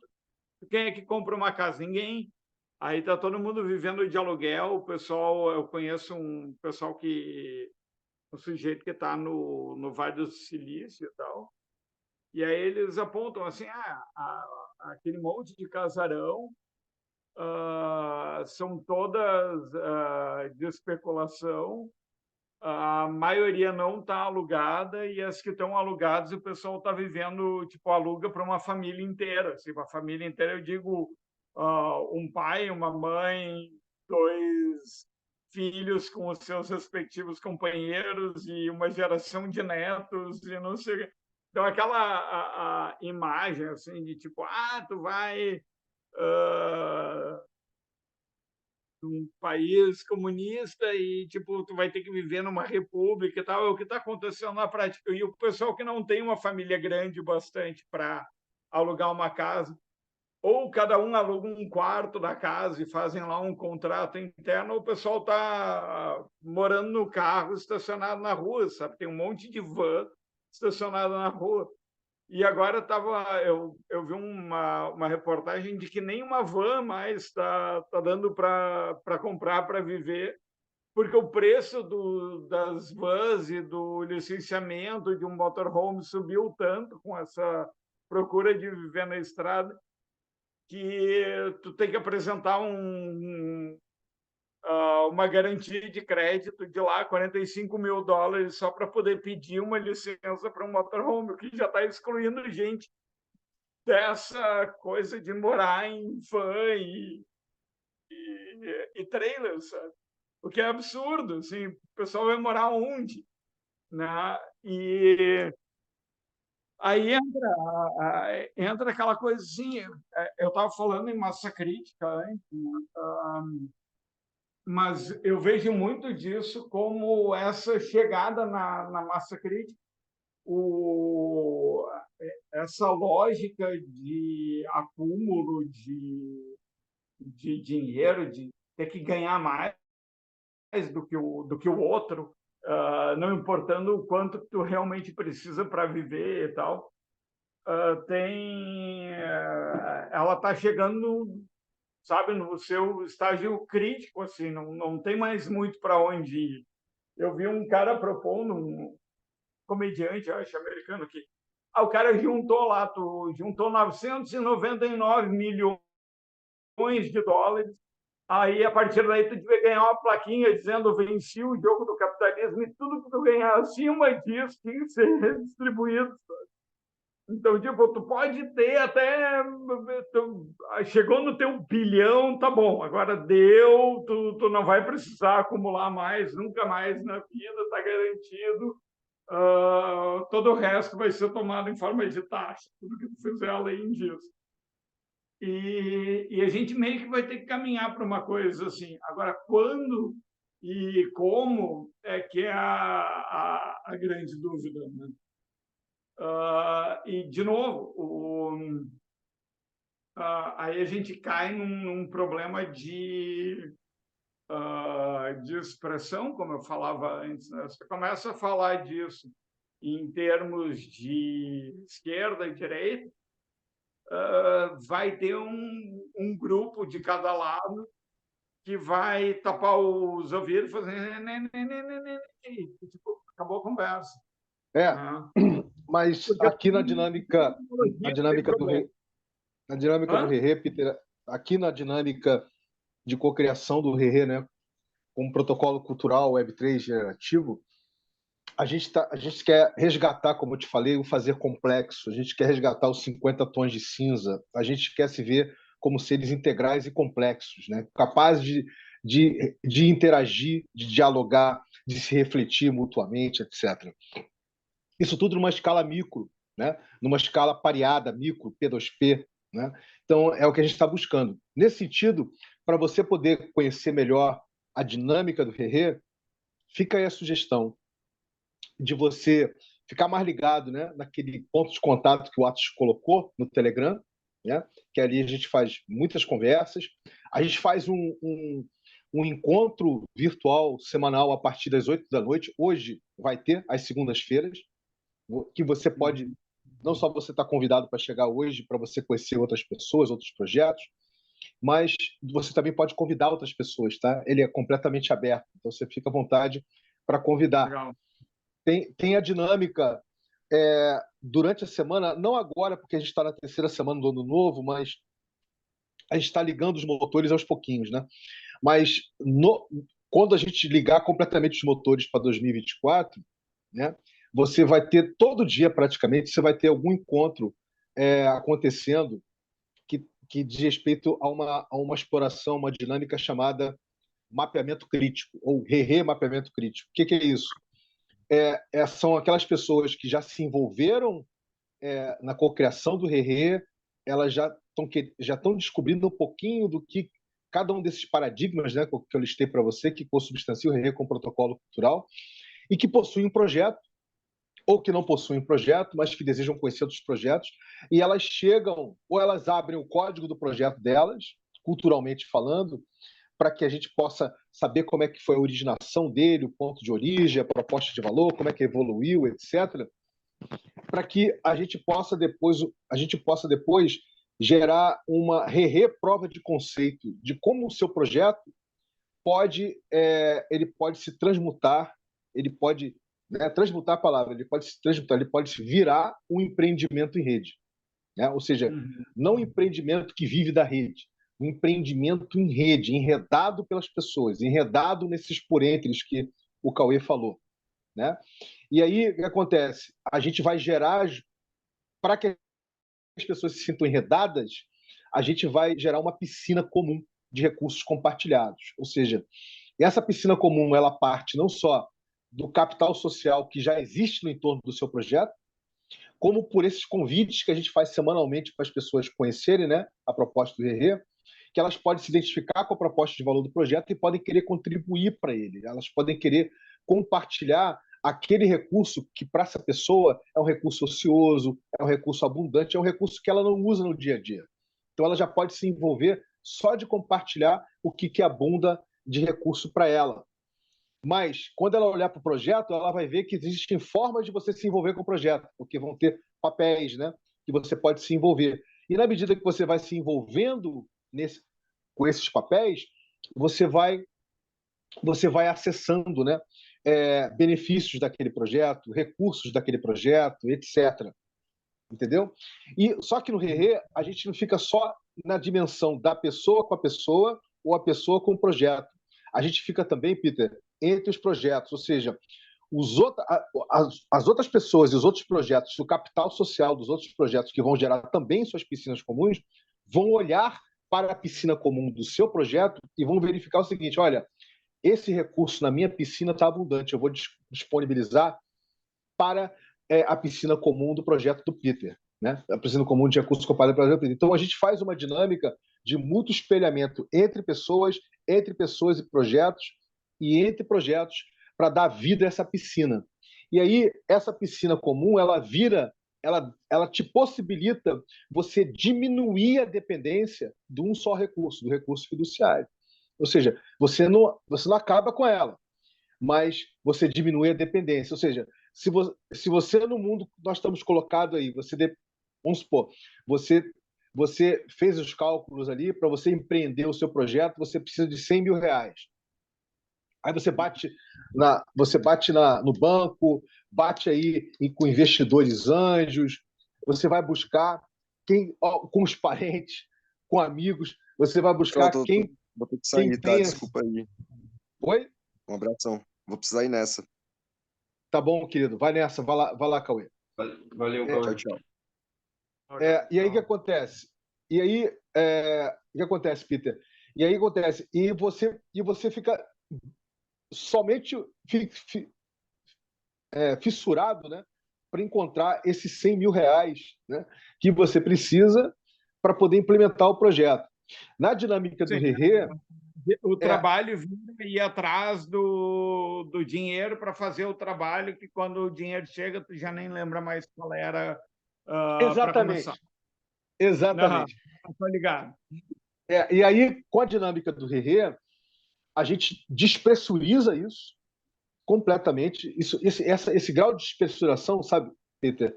Despressurização vai depender muito da sua abertura e da abertura das outras pessoas que estão ligadas ao seu projeto. Ou seja, na medida para elas realmente a abertura que eu digo, para elas darem visibilidade, né, para a proposta de valor do projeto, para a piscina comum de recursos do projeto, enfim. Quanto mais visibilidade der e quanto mais abertura tiver, mais facilidade de estar acessando todo tipo de recurso, né? Seja ele abundante, empático, ou seja, todo tipo de recurso, diminui o seu grau de dependência de um só tipo de recurso, que é o recurso fiduciário, né? Que tudo indexa e tudo precifica. Né? Então, essa é uma dinâmica que a gente vem dando vida desde que nós iniciamos a cocriação do Rerê há mais de um ano e meio, mais de um ano e meio atrás. Tá? E esse ano, em particular, nós vamos começar a gerar, através do Rerê, mapeamento crítico dos projetos, as piscinas comuns de recursos compartilhados de todos eles, entendeu? E o que isso significa na prática? Significa na prática tudo que eu acabei de falar para você. Diminuição da dependência de um só tipo de recurso, que tudo indexa e precifica, que é o recurso fiduciário, geração de uma interdependência por entre as piscinas comuns dos projetos, acessando todo tipo de recurso, né? Seja tecnológico, de conhecimento, seja qual for, todo tipo de recurso logístico, de acolhimento, tá? Até recursos considerados não tangíveis ou não materialísticos, né? Como tipo assim, eu disponibilizar meu tempo para poder a gente conversar, bater um papo, e eu fazer um exercício de escuta empática com você. Isso também é considerado um recurso, né? Na cultura do paradigma da regeneração profunda do Rerê. Né? Então, todo tipo de recurso é bem-vindo, né? Então é isso. Esse é o convite.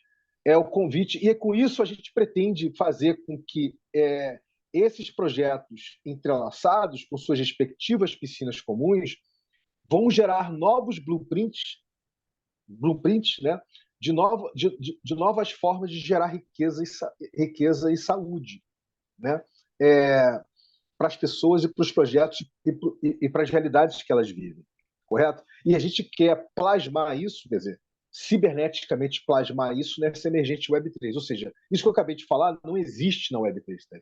A gente pretende, através do Rerê, ciberneticamente plasmar esses blueprints, né, essas formas da gente empreender juntos, ressignificar riquezas, da gente se humanizar, se espelhar, da gente experienciar a lógica da abundância através das nossas complexidades, através das abundâncias das nossas complexidades, né? Aí fora. Basicamente o que a gente quer fazer com o Rerê, com o protocolo cultural Web3. Ou seja, basicamente é ótimo, né?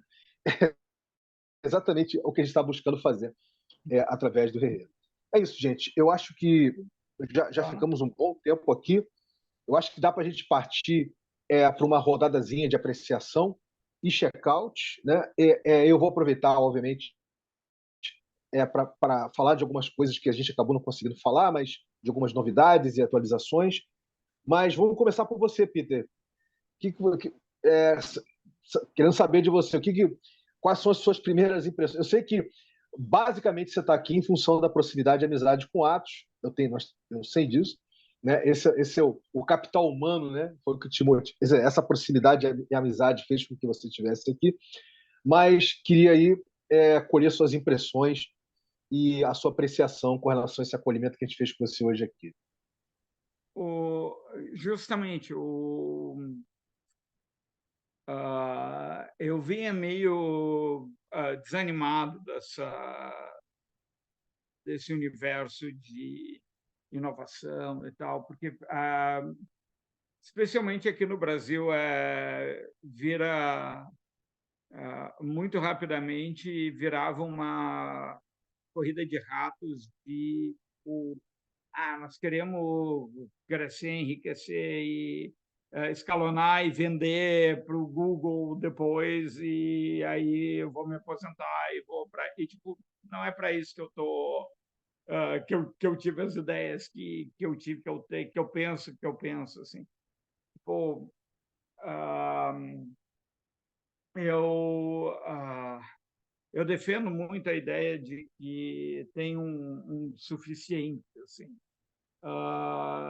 antes das coisas começarem a perder o sentido, né? Ah, e eu estava conversar com vocês aqui deu essa sensação de que tipo tá, ok, eu não estou sozinho aqui no sabe no canto em Tatuíne pensando isso completamente isolado e então achei uma interação bem positiva, fiquei curioso, quero saber mais do projeto aí da usine da Greenpeace e vamos ver o que dá para colaborar, porque o principal valor com o qual eu trabalho, assim, interna e externamente, é a ideia de que as pessoas precisam viver bem. Mas esse viver bem é um conceito muito mais filosófico do que econômico, né? Então, o viver bem ele tem relação com a harmonia e a natureza e a pessoa ter paz de espírito, sabe, poder deitar de noite, dormir uma noite inteira sentindo que a sua vida está boa, está suficiente. E isso, para isso acontecer, na minha visão, assim, o que eu observei até agora, a gente precisa descentralizar a visão do mundo, né? Então, a gente aqui está falando em P2P, né? E é essa a ideia, assim, o quanto mais direta forem as relações, sejam de trabalho ou de comércio ou de amizade, mesmo que elas sejam mediadas por essas extensões cibernéticas né, pelo fato de que nós todos agora somos um pouco ciborgues, assim, se a gente não perder o foco no fato de que essa ferramenta é só uma forma nova de extensão e comunicação, e que é o humano que importa, a gente consegue manter, construir, né, esse ideal assim, de viver bem, né? Então, por mais que eu veja longe, sempre foi uma ideia de fazer um trabalho do local, né? Tanto que era o nome do projeto, tinha local no nome, né?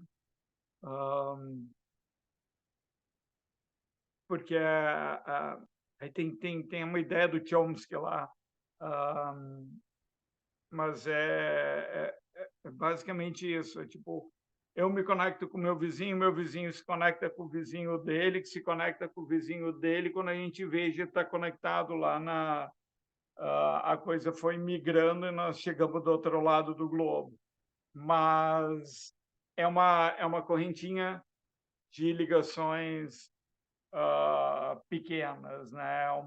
É uma rede de proximidades que, de repente, tem um nó que salta, mas isso é uma questão de sorte.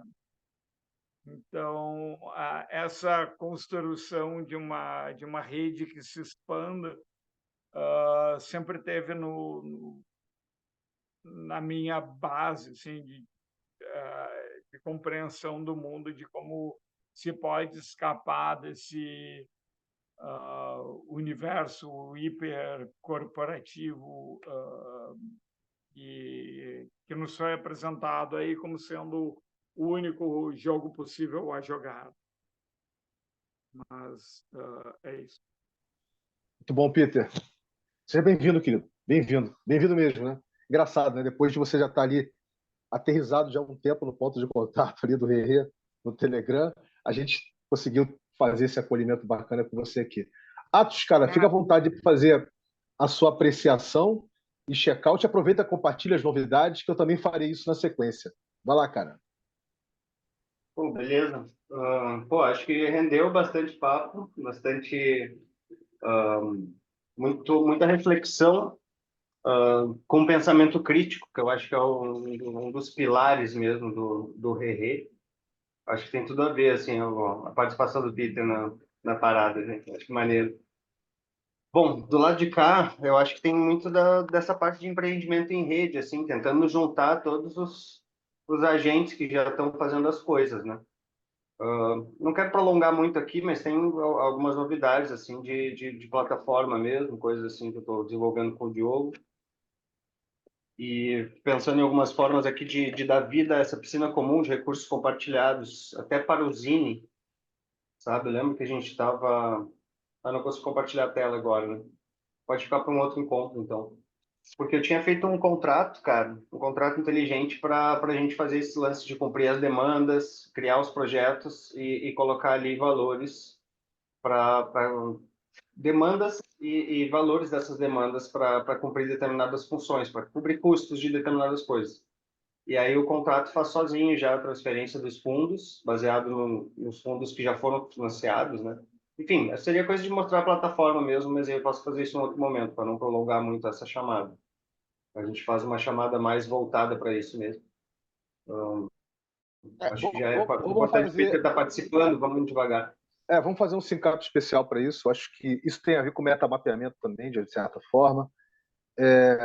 Você sabe, no metamapeamento a gente está fazendo dieta no metamapeamento. Metamapeamento é essa dinâmica, essa Peter, de você fazer uma contração, enxergar onde estão as gorduras e para você fazer dieta para ganhar mais resolução mais um grau de resolução melhor, ficar mais afinado, ficar mais sintonizado. A gente não chama as dinâmicas dos encontros aqui do Rerê de reunião porque o paradigma que lastreia o protocolo não é o organizacional, é o orgânico, né? O interativo, é o emergente, é o que se pareia. E a natureza ela é toda baseada em dinâmicas síncronas e assíncronas, né? Então a gente chama de sync-up é isso, né? Vamos nos sincronizar, né, os nossos fluxos, né? A gente não chama de reunião ou nada do gênero, né? Mas então, Atos, vamos marcar sim um sync-up especial só para você poder compartilhar esse desenvolvimento. Vai ser muito bacana entender isso, fazer o registro disso, que eu acho que é importante, né? E deixa eu aproveitar fazer algumas atualizações, tá? A primeira atualização é a seguinte: a primeira edição do Lunar Punk Festival não vai acontecer mais em fevereiro, tá?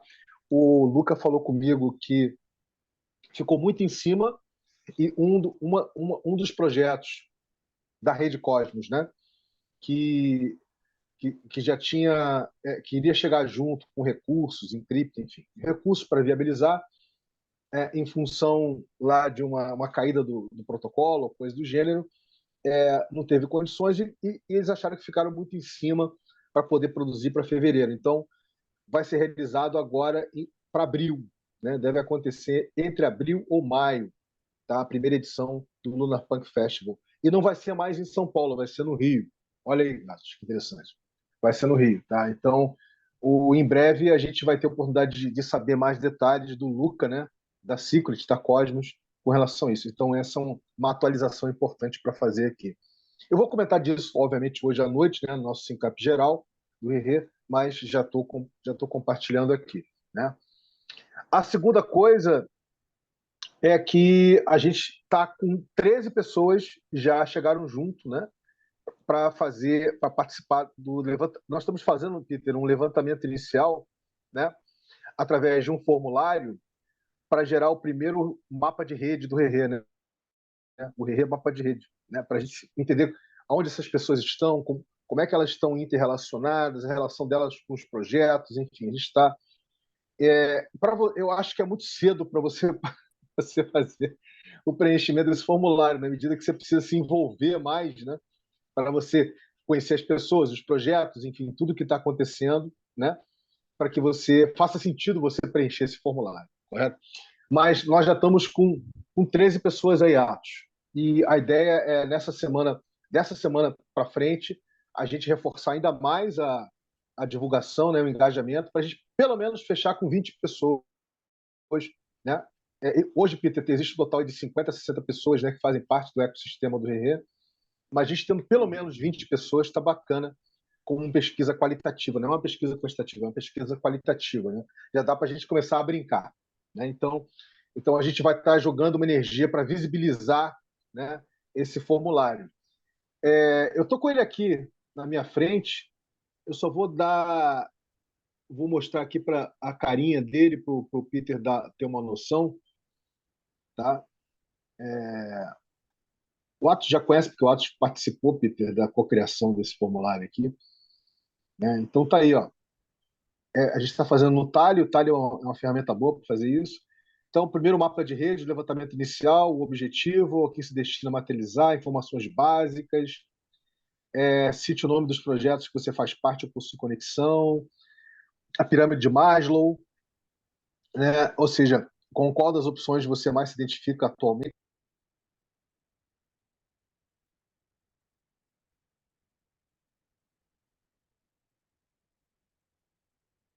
Travou o áudio aqui. Para mim também. Ficou mudo, Vini.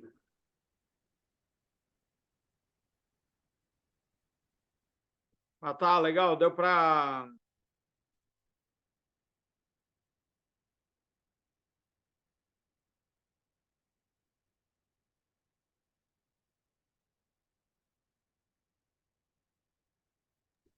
Vini, você tá mudo.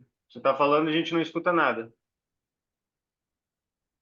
O feedback aqui, não sei se o Atos está acompanhando, já tem Vinícius Santana, Gustavo Gonçalves, Ana Bida, a Priscila, o Benoit, o Gabriel Casagrande, tem vários aqui, várias pessoas aqui. Então, aqui a gente já vamos jogar mais uma energia nas próximas 2 semanas em cima disso, né? É para ver se a gente consegue atingir aí pelo menos uns 20 pessoas, né, que já tenham feito isso. A segunda coisa é o Rerê mapeamento crítico, né? Perdão, a segunda coisa é o Rerê drop, né, Atos? A gente, eu não sei se o Peter está ligado que no universo Web3, principalmente no universo cripto de Web3, tem muito essa dinâmica de fazer o airdrops, né? Se você é um cara que comprou ali o token, ou você dedicou uma parte do seu tempo para desenvolver o protocolo como dev, ou se envolveu em alguma atividade de promoção, né, do protocolo, na medida que aquele protocolo, aquele token, né, ele vai ganhando mais investimentos, isso ainda rola no convencional, né? Investimento de moeda fiduciária ou até mesmo de outras criptos, né? Ele faz um airdrop, ele compartilha parte do surplus com toda a rede de pessoas que estão fazendo parte, né? Então chama-se de airdrop. E a gente esse ano vai fazer a primeira experiência de airdrop no Rerê. Só que o Rerê não é um protocolo, correto? O Rerê não é um protocolo econômico, não é um projeto específico, né?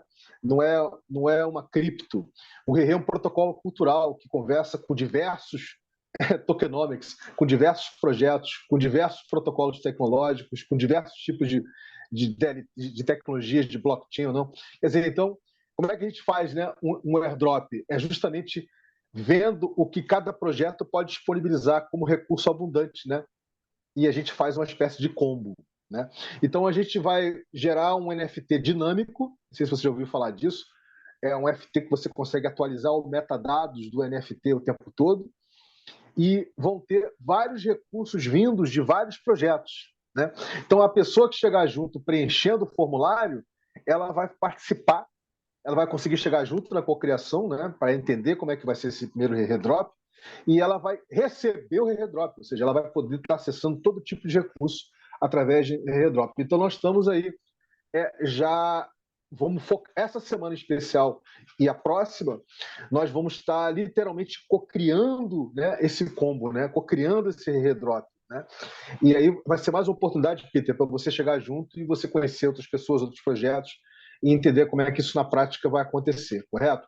Então, isso é mais uma coisa que a gente vai estar focando, Tatos. é a finalização, né, desse primeiro form, com até 20 pessoas, né, do primeiro formulário, né, para o levantamento inicial, para gerar o RE, mapa de rede. A gente vai estar co-criando a primeira experiência de RE Drop essa semana e a próxima, né? A gente vai estar falando disso. E nós vamos estar retomando o GR Mapeamento Crítico dos projetos, né, que a gente vinha fazendo desde 2023. Então, essa semana, por exemplo, amanhã, pode anotar aí, Peter, na sua cabeça, depois você bota no papel. Amanhã, a partir de 17h30, a gente está retomando o RE Mapeamento Crítico de um projeto maravilhoso, projeto que quer gerar o conceito de turismo regenerativo no Brasil, né? Chama-se Guardiões do Clima, né? Que o Atos, inclusive, tenha um grau de proximidade grande com o projeto, até porque ele desenvolveu um novo aplicativo do projeto, né? Para compensação de carbono, né? Em função das pessoas que viajam, aquela coisa toda. Então, a gente vai estar retomando o remapeamento crítico desse projeto amanhã às 17h30, tá? E sem ser, deixa eu ver se é essa semana. Sem ser essa semana, na próxima, né? Na sexta-feira, a gente vai estar retomando o remapeamento crítico da Web 3 Dev. Tá? E nessa semana ainda, vamos ver o que vai emergir aí. Tá? Pode ser que a gente retome o remapeamento crítico, né, do... Peraí, gente, que está tocando aqui o... eu estou aqui na casa da minha mãe, né? Peraí, um momentinho só. O remapeamento crítico do... Um momentinho só. Alô? Oi? A moça? Que moça? Minha namorada, pede para ela subir. Tá bom. Oi. Então, gente, é isso. A gente vai estar retomando os remapeamentos críticos. E eu acho que é basicamente o que eu queria falar. Tá? Eu acho que isso aí resume bem, né, o que eu estava querendo dizer hoje. É isso, gente. Agradecer mais uma vez a sua vinda aí, tá, Peter? Muito bacana. E vamos nessa, né? Vamos lá, que a gente tem muita coisa para fazer. Se você conseguir chegar hoje à noite, a partir das 20 horas, vai ser bacana, né? Pode convidar mais gente, fica à vontade. E vamos nessa, tá bom? Valeu, Atos. Valeu, gente. Boa tarde. Até breve. Valeu, galera. Muito bom esse encape aqui. Excelente. Vamos lá. Boa noite. Boa noite. Boa tarde.